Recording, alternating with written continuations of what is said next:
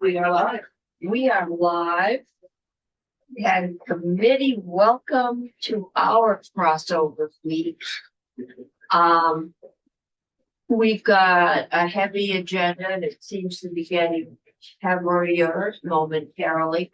I'm going to go through these bills as quickly as I can, and I'm going to try and hold us to, I failed in the child care bill, but I'm going to try and hold us to our section of the bill, including two that I voted against in health and welfare and could well, when we're looking at fees, vote for in here.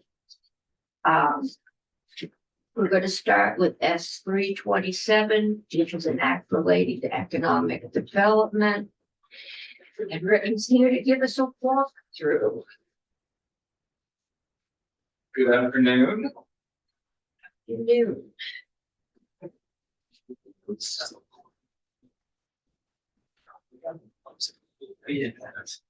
Segel with the Office of Legislative Counsel. So yes, Madam Chair, S327, an act relating to economic development. I'm going to share my screen in case you don't want me to. Okay. So you just mentioned the committee going over the sections that you have jurisdiction over. Do like a 2,000 foot Sure. walk through. So this is a bill that does a few things. There's, I believe, 11 sections, 12 sections. Most of it allocates money through So this one is going across the hall. It is. I'll be there at 2:30 if you want to follow me over there. There are a couple sections that would affect finance of the state, but I will kind of give I'll go in order and focus more on the ones that directly affect your jurisdiction. Section 2 is just one of those sections. This is the Vermont Downtown and Village Center Tax Credit Program. The committee recommended that, of course, it's in statute, that the number be increased from 3 million annually as far as the amount that can be credited, tax credits awarded annually, from 3 million to 4 million. So an increase of 1 million annually. We have consistently gone up in that, haven't we? It's been through, so I don't normally handle this. Yeah. This is normally Kirby. Okay. We communicate about this section. However, my understanding is that it's not been changed at least in the last 2-3 years since I. Okay, maybe, I know for a while during COVID, we did some significant increases and then we just kind of pulled back because this is a tax expenditure. It is generally bank franchise taxes that you do not collect. They are the prime buyer of these credits. I think insurance companies can also buy them, right? Not my. That's right. Not your I'm case. sorry, but happy to phone your friend if you'd like to have Kirby give you, or maybe even Ellen. These are bought by financial institutions that provide the money for the downtown development. It is an economic incentive, right? Yeah. Development incentive. That's the I know about. I don't know who utilizes it. I also know that it's mostly used up every year, that they allocate the full 3 million. That's my understanding. Yep. So that's the one section that affects your jurisdiction. Section 3 is all allocations, appropriations, and it's really about small business. I'm sure Senate Appropriations will inform how to handle this, but various amounts are allocated. In this case, you have the Vermont Small Business Law Center. You have the Vermont Small Business Development Center. You have the micro business support through VCAP, the Vermont Community Action Partnership.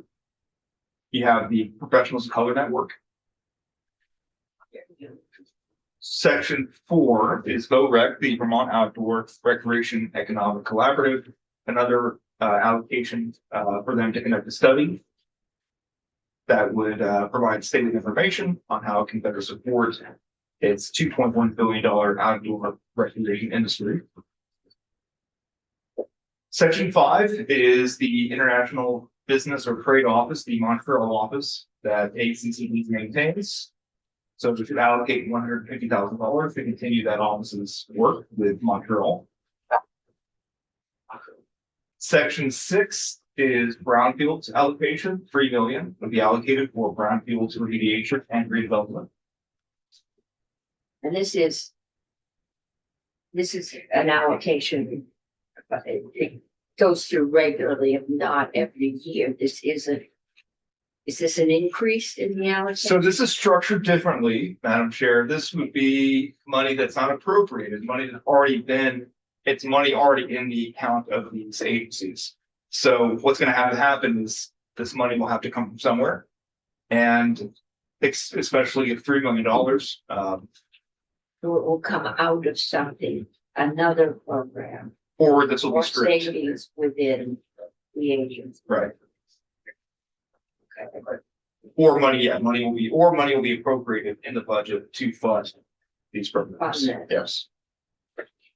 I think we should try and get this out today, because We're halfway through. yeah, I think we're gonna find a challenge across the hall. Section 7 is a study to be conducted by economic development and develop on business resources and growth. They're going to provide the General Assembly with methods that businesses can utilize to grow and stay in the state and create jobs. Otherwise, produce economic development within the state. This one is cost neutral. It's just a study. Okay, section 8 is a amending of a task force that was created last year. It's adding one member to the task force. So there's now an 8th member. And increasing their meetings, they've already met the 6 times. So allowing them to meet up to 14 to complete their work for the rest of the calendar year. The other section that directly affects this jurisdiction is section 9. This is the veggie repeal. So you have a bill on your wall, S225, that has the Yeah, that's exact right. Yeah, same language. but you didn't take that up because I was told that the same issue was being dealt with in economic development. Yeah. And if we did it, it would just go there. So here it is. Okay. It's really striking through session law that goes back to 2016, actually, when it was first put into this law. Well, I think we strike through it every. And it's like, yes, I can give you the timeline, 2016, 2022, 2023, 2024. So each year you either push it back a year, push it back 2 years. So currently, veggie is set to, and let me word this correctly, veggie itself will not be repealed, but veggie could not accept new veggie applications. So current veggie award winners will continue. Filling out what it's already. Their 3, 4th year, right? It's a several year program. So starting January 1, Pepsi cannot accept a new veggie application. So this program is slowly fizzled out. So the Economic Development Committee struck through this law, meaning that veggie would live on indefinitely. They did away with all sunsets. I think we did that 2 years ago. It sounds familiar. It was put this, We what you're said looking we at is what you did. Tried to do it. The January 1, 2027 was done a couple of years ago. I think that was the compromise to keep it from dying. That sounds correct. 2 more sections. Section 10 is another study. This is for the Office of Workforce Strategy and Development, a newer office created last year that would conduct a study to look into a culinary institute being established in the state. They would work with stakeholders, private and public, to determine if it's possible. We make sure that it goes in Montpelier. That is not in the language. It might be. Montpelier has hurt since Necky closed. Yeah. Foodie. Yes, Burlington. Yes. There is language that says, 1, research suitable office for the location, Madam Chair. You want me to change that to just Montpelier, required clear. I'll think about Okay, okay. Happy to it. entertain. I'm not sure I've got the votes. I think it should be counted. As long as we get us out of the way. We're running the NSS at one point. National life. Pretty good. Yeah. So at some point, can you, like, they're not necessarily in the committee, but I'd like to know what happened at Necky, because it was there and then it wasn't. All right. I know about why. Senator Clarkson would be glad to. Okay. Yeah. I don't know that she's very interested. Okay, Yeah, I believe it was good. that's interesting. All right. That's what I was told by Senator Clarkson. Any Uh, money attached to this? No, this is a cost neutral study. Okay.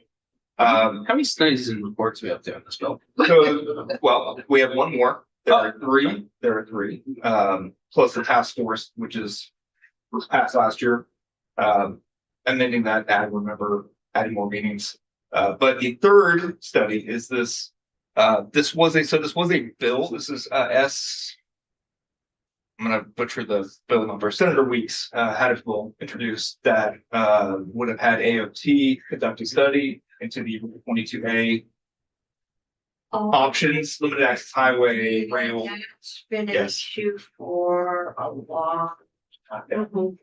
So this was a compromise as far as it's again cost neutral. It is the Vermont Association of Planning and Development Agencies that will conduct the study along with stakeholders that are thinking later. That will look at really the goal is to connect the economies and the people of Vermont and New York. Is the Bennington bypass? Is that? No. No. Is another one up near Virginia's? I can speak to this a little bit. If you live in Chittenden County and you go to New York City or Albany, 22A. It's the trucking route and it's the route to take, and it just needs some love. It needs some more passing lanes. It needs some wider shoulders. It just needs more attention. So this is to draw that attention to it. The largest economy of the state, the largest economy in the country, and that traffic route. Okay, And it's around No, right now, it's- it's very, very dangerous. yes. Accident rates, fatality rate, so it's quite high. And then you've got Route 7 that's not. You get off Route 7. Yeah, go on. Okay, So this study would look at the current conditions of the road, severity and rate of accidents.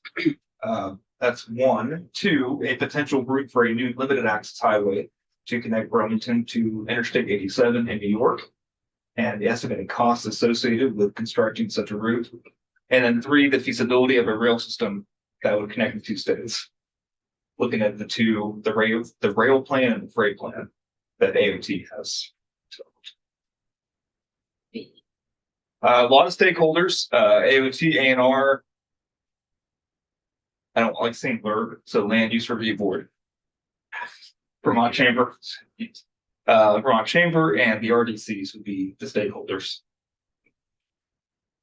So, like I said, sections 2 and 9, veggie and the downtown tax credit, I think are the two that you would maybe care about.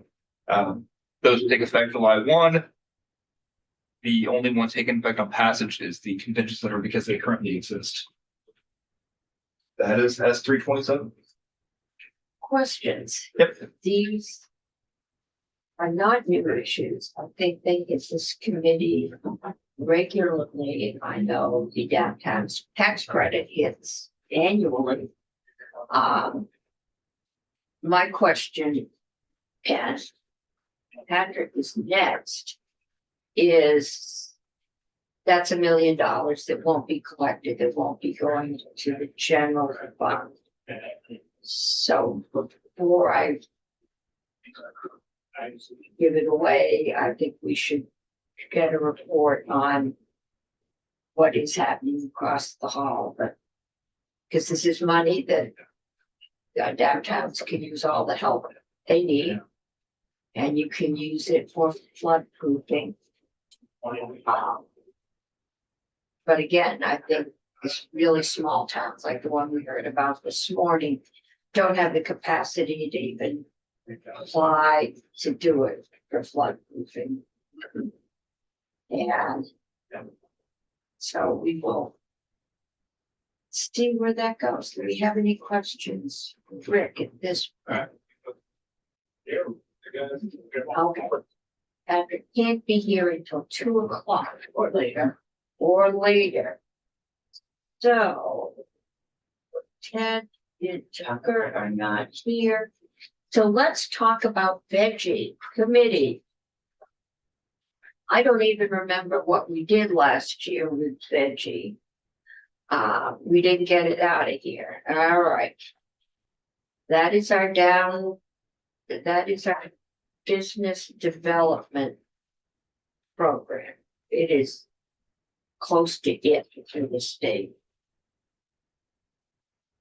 I hear it's not really overly utilized and it's not, doesn't cost us something because it's only money because it's only given when it's actually earned. But what's most important that I hear about that, Chief, is just when you are an RDC and you're trying to court or attract businesses to invest in the state, we have to have a veggie program because all of our neighbors do, so that they can at least pursue it. So I'm glad to see that we're continuing to keep this as part of our state policy to grow our economy. You said you wanted to kill time, so I just. Oh, I think that's good. I'm just wondering, does anybody have an interest? What would you like to do? I'm looking for what this is. I was lucky thinking you wanted a motion, but you want to wait for Patrick to go through the downtown. I want to know, yeah, I'd like to get, I'm assuming he's tied up in another committee of the House. Now you want to explain how it works, maybe Rick can, Oh, I could try, or you. Okay, because I think I've got the latest iteration. no, that's critical. In particular. Does anyone know? Veggie or the downtown tax credit? So let's do it all, we got time. Well, the Downtown downtown, tax, I don't know the downtown tax credit. Veggie they're similar in ways, because it's deferred tax. So it's, I did see, did Patrick post his fiscal note? Okay, I don't want to walk through it because I had nothing to do with it. But in his note, he says the veggie program in 2023 was 2.2 million as far as the incentives that they handed out. So that's foregone revenue, right? That veggie is costing the state. From the general fund? It would be in the. Well, general fund? It's not, so this is where I get confused, right? It's not, Yeah. money does not get appropriated for veggie. It is the tax department that is, gosh, how do you, Is it credited until it's earned? right, it's right, For revenue.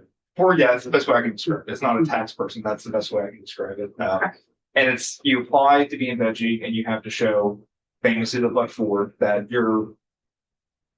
what the money you're getting from veggie you would not have gotten but for the veggie application and the veggie award. So the Pepsi reviews the applications and they either approve it or don't approve it.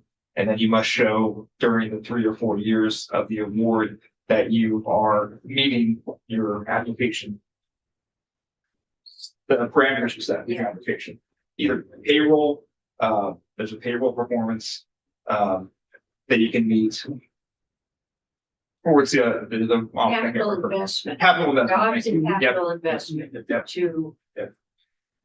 And you have to show, but for this, frequently you gotta build something and then you hire people.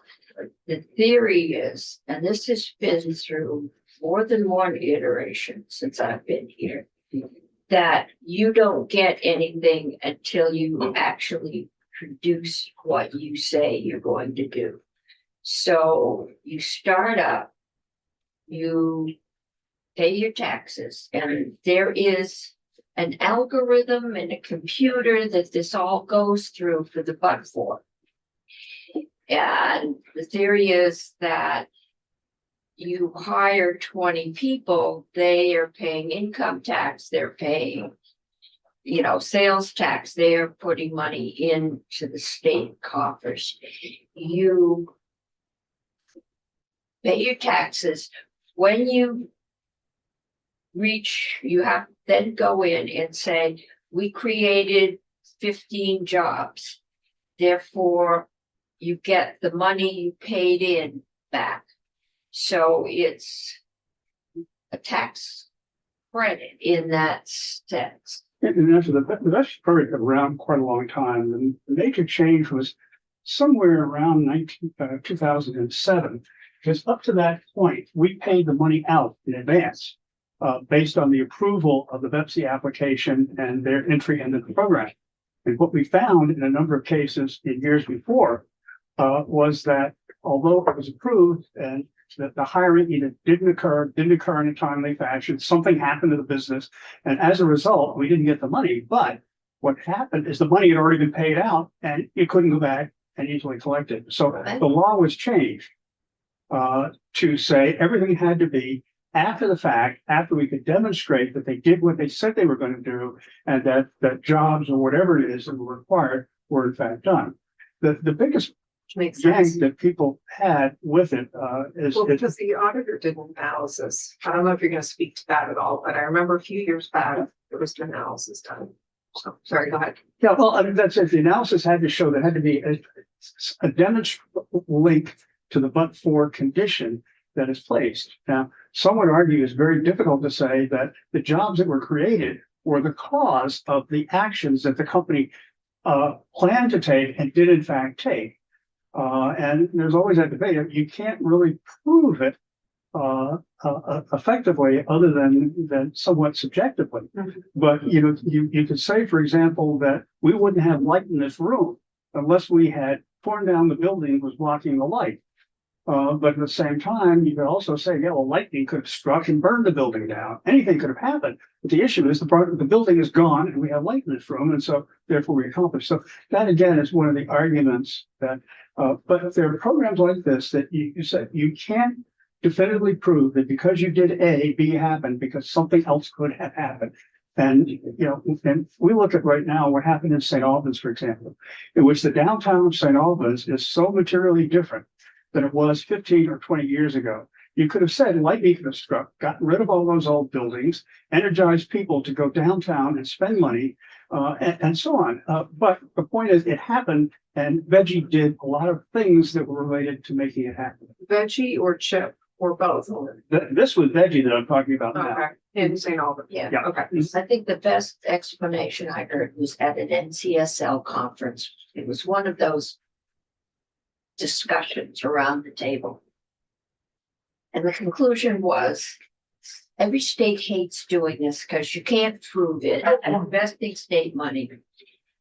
But every state does it, and everybody's afraid to be the first one to say no. Mhm. The fact is that New York has a lot better incentive programs, including that they target their cheap Niagara power to industrial development, which is always an issue with global boundaries.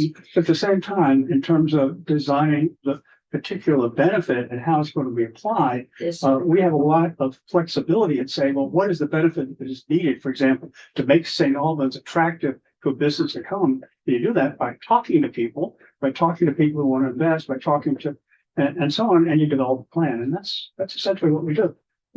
My sense is it's been very, very successful in the places that's been used. I'm making bets that, because the argument with this and any kind of downtown tax credit is you wouldn't have gotten the Hampton Inn. Well, the Hampton Inn would have gone somewhere on the interstate, Okay. but you got it downtown. So Montpelier failed to get the Hampton Inn downtown because they were appealed. There's a new motel going in up at the Berlin Interstate interchange. So the state, I'm willing to bet it's a Hampton Inn. State's gonna get its motel and its tax benefits. But the city of Montpelier is not going to get all those residents walking around downtown, eating in the restaurants, shopping in.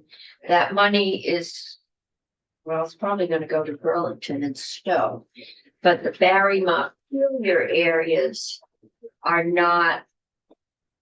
And we do have a lot of short-term rentals because there's minimal and almost no really affordable kind of overnight accommodations in the capital city. Wasn't there going to be one, but then people not really bought it off or? Three people with the backing from an outside person. Okay. So this bill's contemplating raising the tax credits from 3 million or 4 million. Okay. Downtown, But that, this one is, this one is. it's a different factor. It's- And this removes the sunset, right? Right. So unless we take action after how many years? Almost 20 years, Veggie will continue until unless we take action and say it won't. Rather than There's make- nothing that forces us, there's nothing that forces us on an annual basis to allocate any money to that. That is a Right. decision that the legislature makes on an annual basis regardless. The point is we don't go back and argue the basis for it for 2 days of legislative time on something that we repeatedly have renewed every 2 years or 3 years for the past 30 years. And there haven't been issues now with people not producing because if they don't produce, they They don't, don't get any money. yeah, it's a refundable tax credit. What, do we know what the typical annual expenditure is?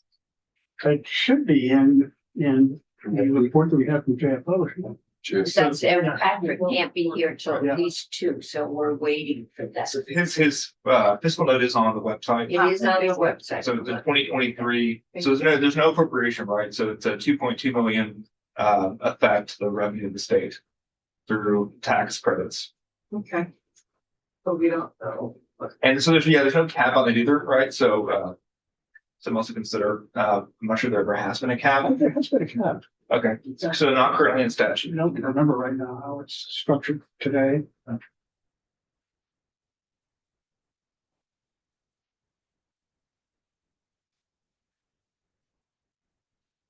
pitch the downtown tax credit and why, how you understand it. Basically, it's, for a building that's in downtown, um, downtown or village The village center, center or downtown, designated downtown.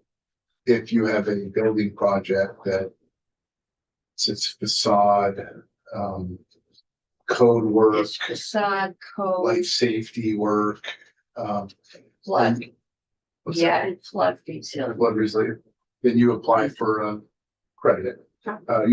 You submit your project and then they select you. It depends on what kind of work you're doing, but you get between 25 and 50% of the tax credit for the cost of the project. You finish the project, you get the tax credit, and the building gets, renovated. So it could be, it's not necessarily new construction, it can be, No. it's It's existing. not new. It's existing. It's the rehabilitation of existing. Is that what happened in St. J with that brick building on the corner? Is that? Yeah, there was some downtown tax credit in that building. Yeah. Yeah, so it's just a way of somebody doing a project to increase. To make the building better. Yeah. And you get a tax credit. It's something, in a lot of cases, it's making that second or third floor inhabitable. Because they need an elevator or they need Yeah, sprinklers. And that's down over on the shop. Yeah. We had to put an elevator in. Yep. None of those second floors meet any kind of I mean, disabilities, ADA. Chris Boston and Caitlin Corkins, they manage the program. They could come in and show us the return, and the returns are really good. I mean, it's really Yeah. strong return. It's a good, I Yeah. think, the question is, do we have the money? To increase it from 3 million to 4 million. Yeah, Do we know when the last time was it was increased? it was increased pretty significantly 2 or 3 years ago, I think. It was, Yeah. during COVID, it was increased. They have a more in the end for the program that they've been able to They be. do, yeah. They did. Yeah, and they, when a project doesn't get approved, then they come back the next year and so they evaluate the projects. So, Can I ask, Yeah. is this bill doing anything with this besides just getting rid of this? So I that think it that's, changes the amount of what we're here for. She's talking about that, you're talking about, yeah. then Oh, she yeah. takes away the sunset. takes about where the sunset, No, and what okay. we're saying, because The downtown tax credit program, it increases it from 3 million a year to 4 million. 4 million, So and it's a this, million. this downtown tax credit, these are the tax credits that you can, that often get sold to other places. They all get. They all get sold, okay. They yeah. get sold generally, I think it's limited. I may be mixing it up because we also do a housing tax They credit. get sold to banks usually. Yeah, they're sold Yeah, you to can't use it yourself, you sell. generally That's banks, what I and thought. we added insurance companies, it's a Yeah. deferral.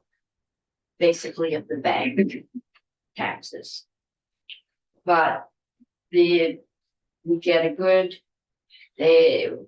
we get cash to put it in downtown. and good Yeah. rates. I just want to make sure I have the Yeah. right program in my head. That's that one. The other one is veggie, which is basically the state doing a refundable tax credit for agreed upon fund for through the algorithm with the computer.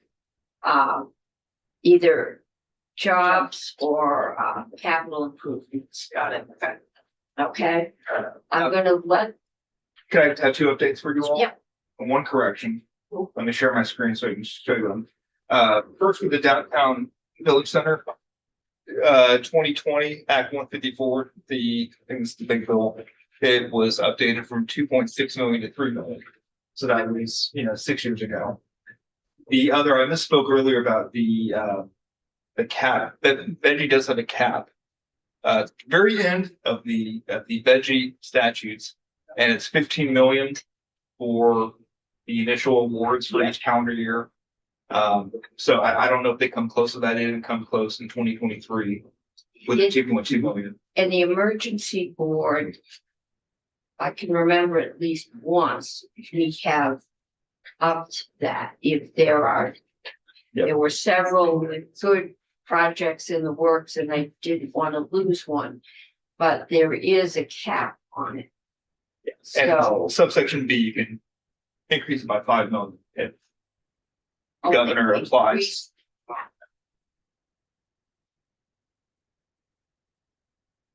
Okay. We need to have veggie come in and talk to us. And if they could get someone over here this afternoon, it'd be great, but if not, tomorrow. And Rick's already laid across the hall. No, 2:30, I'm good. Okay. So with private veggie in, downtown tax credits, do we want to hear from? Well, I think what they can inform us on is how much unmet demand is there. That would be, That's Chris. backwards. His last name, Caitlin Corkins or Chris Cochran. Chris Cochran. Yeah, they manage the program. He's the manager and he will be happy. And if he could be here, He's usually in the building this time of year. yeah, he's pretty smart. He's in this building. As Soon as we can get him, the end of the day today. Okay, we're gonna go on. And going on to an act relating to public libraries and the Department of Libraries. And I've got Ted first. Yes, Madam Chair, I originally was more tightly scheduled, but I have more flexibility, so if you would like Tucker to go It'd first. probably help us know what you're talking about if we had Tucker go first. Okay.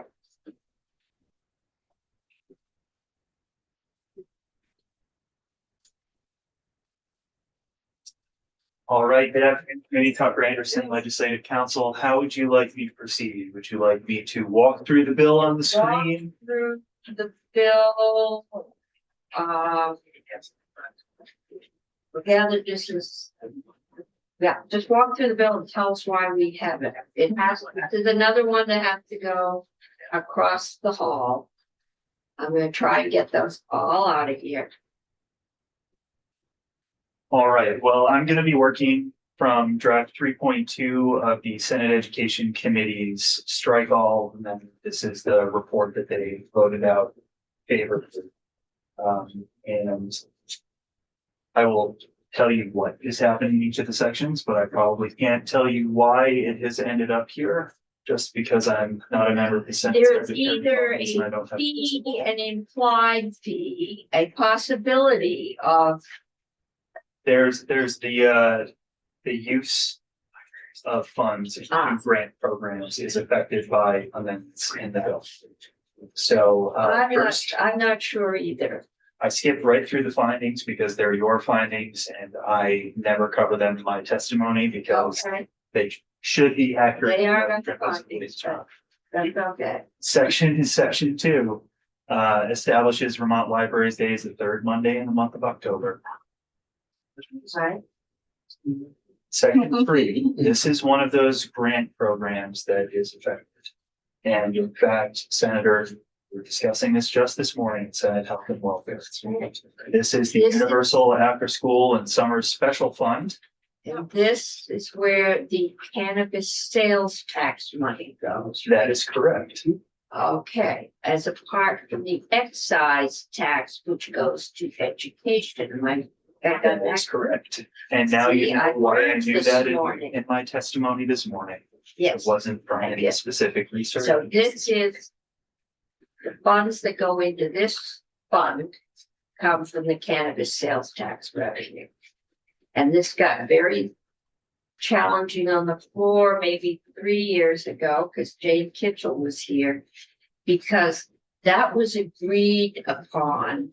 It took cannabis 6 years. It took cannabis a long time to go through this body. This was in the law before we changed the sales tax to go into the education fund. So this was seen as an exception to that because it pre-existed. But it did cause consternation. Okay. So what's it doing to that fund now? Well, currently the fund is administered by the Agency of Education. And they get recommendations from an advisory committee that's established later on in the section. What the amendments in section 3 propose to do is to split off some of the funds from this fund or use by the Department of Libraries. So you'll see that the reference to the fund being managed exclusively by the agency is struck in subsection A. And as we go further down, new language states that 95% of the cannabis sales tax revenue deposited in this fund is to be used by the Agency of Education, and all of the current programming language is kept exactly the same. And the new subdivision 2, 5% of that revenue that is deposited in the fund will be used by the Department of Libraries to support after school and summer programming at libraries. And then new subdivision 3 clarifies that all of the current requirements apply to the programs. It will be operated by the agency and the department independently. The other change that takes place is in subsection B, relating to the composition of the advisory committee. And the state librarian is added as a member of the advisory committee. Okay. Senator Hardy. Yeah, I just wanted you all to know, and I let the chair know earlier, this language has, the 95.5% split was put in by the agent, or by the Senate Education Committee. The administration is not happy about it. I've been working with Senator Bongartz and Senator Perchlik on an amendment that will hopefully satisfy everybody and make sure that libraries, right now, libraries have never gotten any of this funding, even though they've tried to apply. And they have provided tons of after school and summer programming. That's kind of their jam. Everybody who has kids has gone to the library probably with their kids in the summer, especially, but also after school for these programs. And they've tried to apply, especially the really small libraries have had a really hard time because the application process is extremely difficult. And it's like a 20-page application. And these tiny little libraries that are maybe applying for $1,200 or something, it's really onerous for them. And they've never gotten any of this funding. And so that's, I think, why the education committee came up with the 5%, saying, hey, we are just going to give 5% to libraries, and so be it. I think there's concern from the administration that it will set a precedent that everybody's going to come in and want a percentage, their own specific percentage. So this was my bill, and Senator Chittenden and Buick are co-sponsors of it. So trying to come up with compromise that still provides a good path for libraries to apply and get some of this money to support their summer and after school programming, but not designate a certain percentage. So Tucker's working on that. It's not ready yet. And I also need to run it through, obviously, Senator Bongartz, who's the chair of the Education Committee, and Senator Perchlik, who's chair of PROPS, and has done a lot of work with after school programming or funding it. So 232 is not on my list from the Tom's office as one that has to go to a PROPS. oh, really? I think the assumption is that it would go to a PROPS, but maybe not. It might be because we got it last week. Excuse me. Yeah, I don't know. So I think Senator Perchlik assumes it's coming to his committee, because he and I talked this morning and said, oh, we'll just do the amendment. He was like, we can just do the amendment in a PROPS. Okay, And if probably we, should check on that before yeah, we vote it out of here and find out it goes to the floor. right. Yeah, that would be good. And I've gotten some suggested language from the administration that I'm trying to come to something that everyone can live with and that doesn't blow up on the floor. But that libraries get some support for the program they've been doing for like over a century. Okay, committee. I don't know why this bill is here, except it is changing allocation of tax revenue. And in section 4, expanding the use of grants from the early education fund. Which is tax revenue. So, And at the end, repealing an existing fund, the audiovisual revolving fund, which, as it turns out, only collects money from postage or delivery charges that the Department of Libraries collects when it mails audiovisual materials. Do they really do that? So that's being repealed. But not a lot. It has 14 yeah, okay, yeah, I'm sure they did a lot more in the day, but now you just push a button and it goes. Still relatively new around here, but this seems like it's definitely gonna go to a PROPS. My question is your amendment more finance related or is it more appropriations? I don't know. I mean, I think it's in that section that we just went over, the 95.5% section.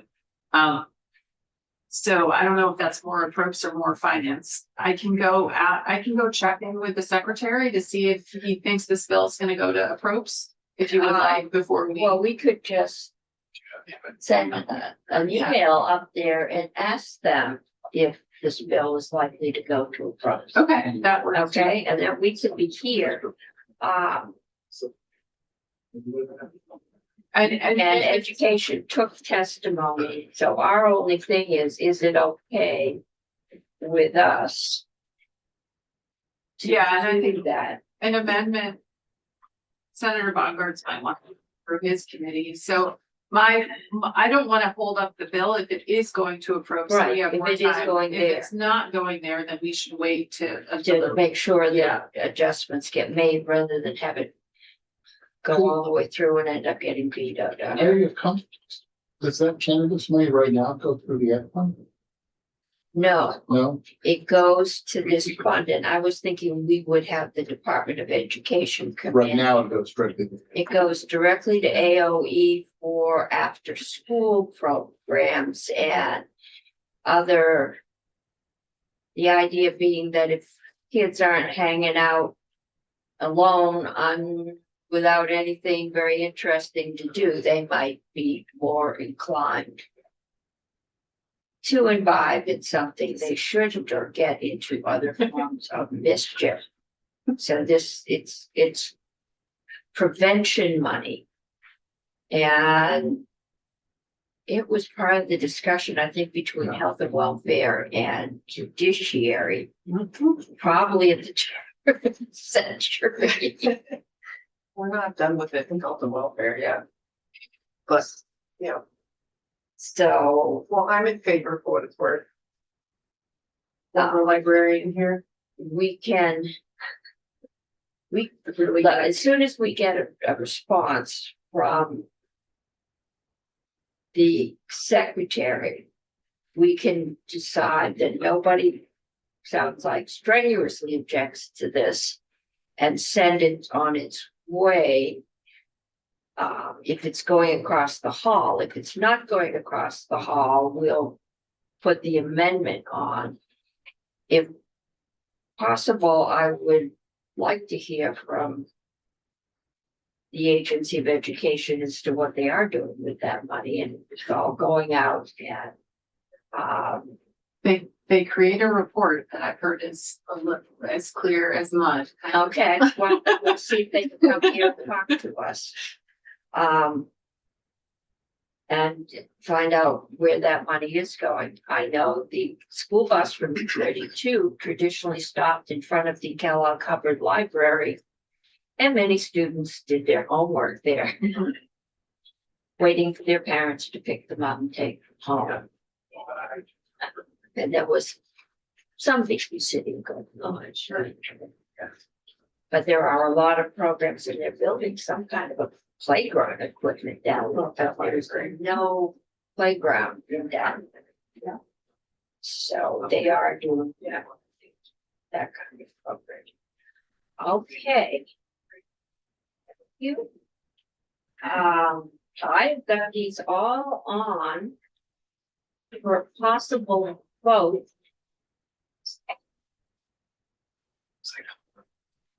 And we will do that. And Patrick gave us, let me see. Let's take a 10-minute break and see. From that. Wait, Ted, yes, Always want to hear from that. I appreciate that. I'm skipping down. It's easy to. Yeah. I don't know how to source. Says it will likely be referred to appropriations. Okay, we have, it will likely be referred to appropriations. That's what he said, like. That's what Melissa said. After the bill is voted out of Okay. finance and is on the notes calendar, yes, it will likely be referred to. Okay, which means if we can vote it out, if something goes wrong, we can do a floor amendment.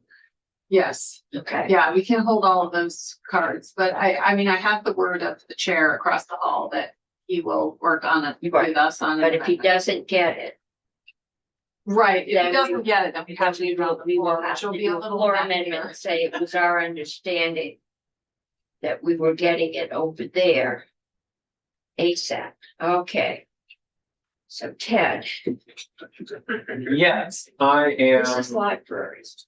Ted Burnett, Joint Fiscal Office. It is libraries. I'm waiting to hop in the Zoom or, that's fine. It's mostly, my main piece in this will be giving you all a picture of the universe of cannabis sales tax revenues and how the 95-5% split would work.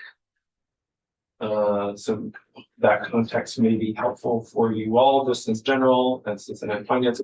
A question before you even start. So, because I'm still trying to understand this, the sales tax is completely separate bucket from the excise tax. Correct. Yes, and it flows into the universal after school and summer special fund. Which? The The sales tax, Got it. and that is administered by the Agency of Education to provide grants to center programs. I will defer to them on how they administer it, but they do have a report that I emailed to Charlotte that she will post on the webpage to provide context on the number of recipients, how much money they've gotten. From what I understand, they award to a certain number, a cohort each year, and that cohort receives funding for multiple years. And the excise tax goes to the Yes. Substance Misuse Prevention Fund, 30%, 30% of it. the remaining 70% goes to the general fund. The Cannabis Control Board, it's funded out of. It is, starting this year, it is receiving a general fund General fund. appropriation. Previously, It was. money was routed to the fund, and then the balance from the regulation fund was going to the general. Sure, yes, that's been certainly moved around over the years. On that point, Ted, how much are we taking in excise funds and then versus the sales fund of cannabis? Sure, so in fiscal year 27, I am saying this off the top of my head, but I believe the consensus revenue forecast had 23.6 million in excise tax revenue. And then in this table here, if you do the math to apply that to the 6% sales tax, that's estimated at slightly north of $10 million in sales tax revenue for fiscal year 27. Broadly speaking, while we're here talking about cannabis tax, we'll note that the market has reached something approximating maturity. So we're not seeing, compared to previous years where tax collections were really ramping up as more retailers were coming online, the market was building out. We're really expecting this thing to pace along something more akin to inflation or some sort of a lower growth rate compared to what it's been. Yes, and you will see soon coming to this committee a bill where we could talk quite a bit more about cannabis tax revenues because there are quite a few policy changes within the market. So yes, this table shows if the 95.5% split were to be maintained, that is proposed in the bill, the Department of Libraries would be able to use about $500,000 per year for programming at, after school and summer programming. And that would leave the balance for grants to the Agency of Education. As Tucker, the other two pieces, as Tucker noted, we did try and track down the grants that are referred to in the bill. I will say folks at JFO don't have experience with them. We did reach out to the Agency of Education, or we're waiting on information on these grants are voluntary. It's unclear the volume, how much is going out to folks, but would note to the extent the Agency of Education does make grants to this program, if they've allocated or decided a certain amount of funds are available through grants, it would increase competition, but these grants are voluntary, so it's unclear whether there's a fiscal impact here. And then, yes, the repeal of the audiovisual revolving fund.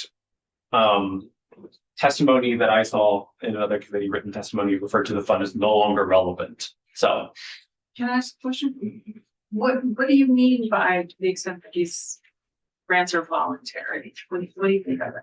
so within statute, the grants are voluntary. So we're not sure what extent the Agency of Education is actually administering this program. We're going to get more information from AOE, and I'll provide it to you all in terms of how much money they actually. I mean, they've been working on this bill since the beginning of the session. They don't have this information yet. I know that the committee has asked for it. We asked more recently. I don't want to, so it, been a day or so, so I don't want to put them under the gun, but in terms of conversations for the committee, I'm not sure, but I'm happy to follow up once we get information on the scale of this grant program. Yes, but within on the legislative side and staff offices, And they also, according to statute, the department can use $500,000 of the grant for administration and technical assistance. So and are they used, if they're using it for that? You're referring to within the universal, yes, after school and summer program. Yeah. I'm not sure. I would defer to the administration. Is that also a lot of money to use to administer a grant program of this size? Well, we can have them in if the bill's going to sit here. We will have them in to talk to us. That would be good. Okay. So I will try and get them in for 10 minutes.